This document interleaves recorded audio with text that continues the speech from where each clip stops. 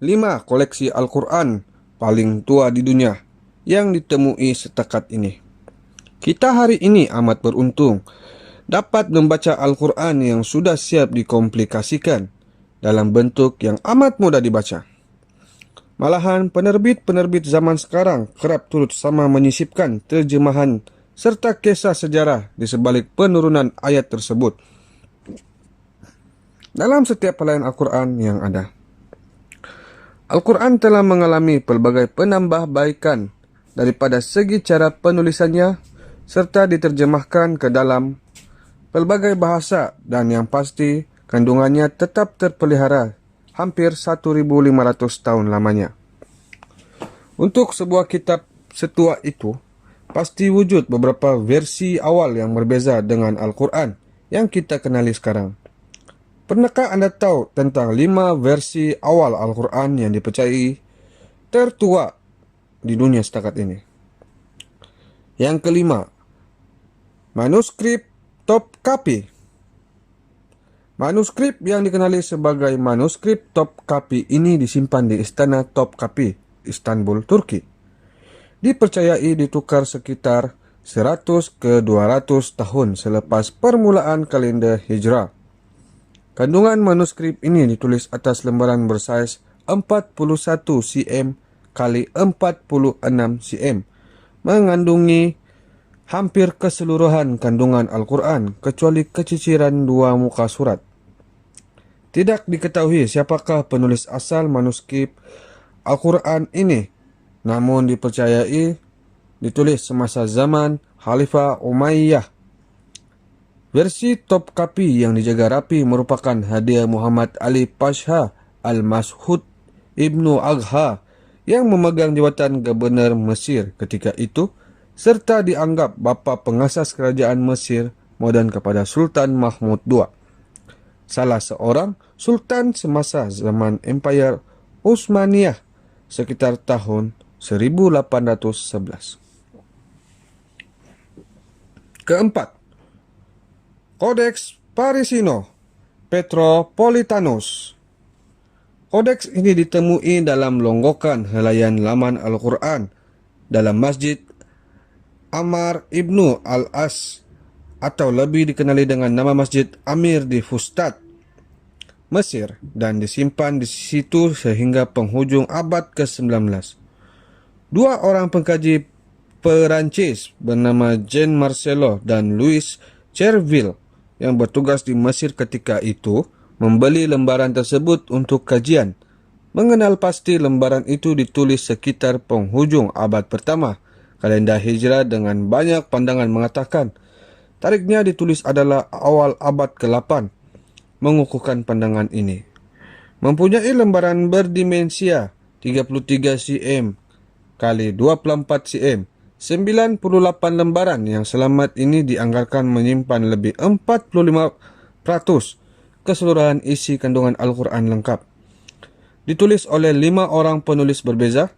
Ketika ini 98 helai kandungan yang masih ada disimpan di Prancis, Rusia, London, dan juga di perpustakaan resmi Bandar Vatikan. Ketiga, manuskrip Sana. Pernah memegang jolokan sebagai Al-Quran tertua dunia satu masa dulu. Manuskrip Sana boleh dikatakan baru sahaja ditemui sekitar tahun 1972. Semasa proses membaik pulih Masjid Besar Sana, Yemen. Proses radiokarbon berjaya mengenal pasti usia sebenar manuskrip ini. Ia ditulis pada tahun 671, 50 tahun selepas peristiwa hijrah yang berlaku pada tahun 622 dan 40 tahun selepas kewafatan Rasulullah SAW. Ada kisah menarik bagaimana manuskrip ini ditemui. Berikutan kerja membaik pulih yang dilakukan, pekerja binaan menemui longgokan manuskrip lama yang berkaitan dan berkeadaan lusuh. Tidak nampak kegunaannya. Manuskrip ini semuanya dikumpulkan dalam beberapa guni lalu ditinggalkan saja untuk pihak masjid menguruskannya. Nasib baiklah ada pihak masjid mereka telah memeriksa kembali apa yang ditinggalkan dan menemui manuskrip ini yang nyata sangat berharga dalam sejarah umat Islam. Kedua, lembaran Tübingen dianggarkan ditulis sekitar tahun 649 hingga 675. Dengan majoriti berpendapat lembaran ini ditulis 20 tahun selepas kewafatan Rasulullah SAW. Walaupun begitu, malangnya lembaran ini tidak lengkap. Lembaran ini bermula dengan ayat ke-37 surah Al-Isra, sebelum diakhiri dengan ayat ke-57 surah Yasin. Sebanyak 77 muka surat kesemuanya dengan anggaran 26.2%. Isi kandungan keseluruhan Al-Quran ini di dalamnya. Kini disimpan di University Tübingen, Jerman, selepas dibeli oleh seorang pengumpul bernama Johann Wettingen yang sangat meminati sebarang jenis artifak atau manuskrip lama yang berkaitan dengan Al-Quran.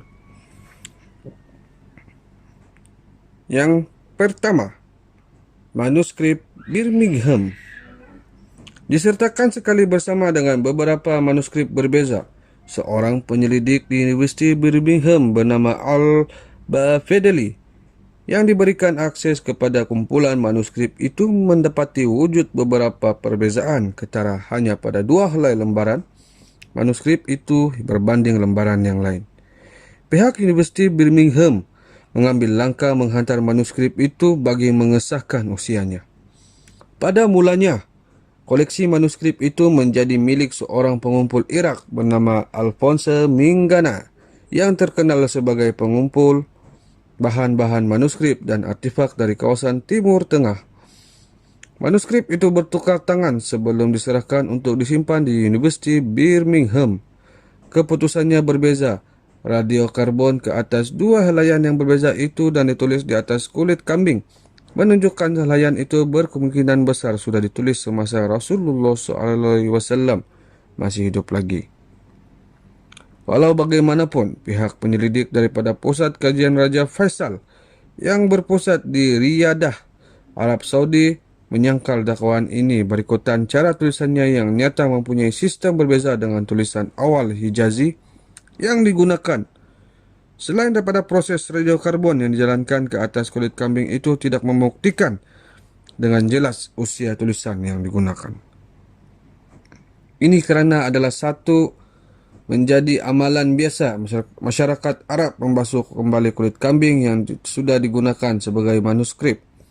Sebelum menulis kembali ke atas kulit yang sama lagi pun, penemuan ini sedikit sebanyak bercanggah dengan sejarah pembentukan sistem tulisan yang digunakan dalam Al-Quran. Kerana tulisan dalam lembaran ini mempunyai titik dan tanda yang hanya diperkenalkan kemudian.